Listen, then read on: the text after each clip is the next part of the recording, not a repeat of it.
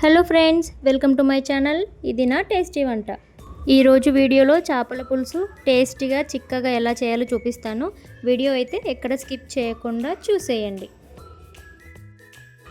ముందుగా చేపల్ని నీట్గా వాష్ చేసి పెట్టుకోవాలి. ఇందుకోసం అయితే నేను లెమన్ ఇంకా సాల్ట్తో క్లీన్గా వాష్ చేసి పెట్టుకున్నాను. ఇక్కడ నేను 2 kg కొరమేను ఫిష్ తీసుకున్నాను. మీరు ఏ ఫిష్ అయినా సరే సేమ్ ప్రాసెస్తో కర్రీ చేసేయచ్చు. ఈ ఫిష్లో చెన కూడా వచ్చింది. ఇది నేను వేరే వీడియోలో ఎలా చేయాలో చెబుతాను. ఇప్పుడు పెద్ద నిమ్మకాయ సైజులో చింతపండు తీసుకొని వాటర్ వేసి నానబెట్టండి.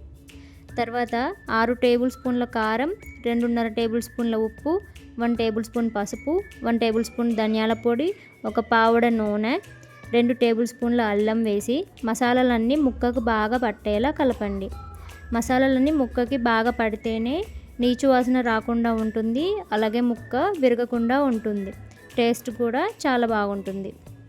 ఇప్పుడు చింతపండు రసాన్ని మనం ముందుగా కలిపి పెట్టుకున్న చేప ముక్కల్లో వేసి అరగంట పాటు నానబెట్టండి.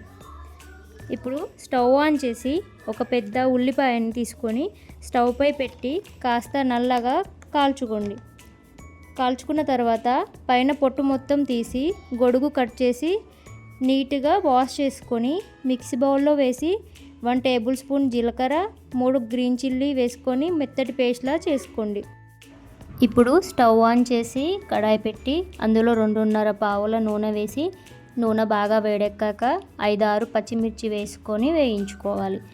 పచ్చిమిర్చి వేగిన తర్వాత మనం ముందుగా పేస్ట్ చేసి పెట్టుకున్న ఉల్లిగడ్డ పేస్ట్ని వేసి కాస్త ఉల్లిగడ్డ పేస్ట్ రంగు మారిన తర్వాత 1 టేబుల్ స్పూన్ అల్లం, 1/2 టేబుల్ స్పూన్ పసుపు వేసి పచ్చి వాసన పోయేంత వరకు వేయించుకొని మనం ముందుగా కలిపి పెట్టుకున్న చింతపులుసు చేపల్ని డైరెక్ట్గా ఈ బౌల్లో వేసుకొని ముక్క మునిగేలా ఒకసారి సెట్ చేసుకొని 15 నిమిషాల పాటు మంట హై ఫ్లేమ్లో పెట్టి ఉడికించాలి.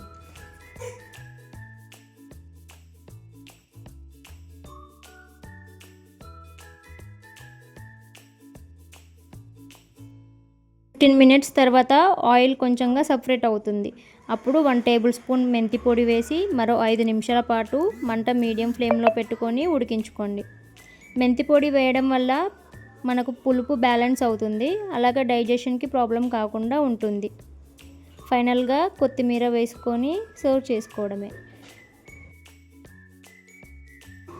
చేపల కూర ఎప్పుడైనా కూడా పూర్తిగా చల్లారిన తర్వాత తినాలి. అప్పుడే దాని టేస్ట్ సరిగ్గా తెలుస్తుంది, పులుసు కూడా చిక్కబడుతుంది.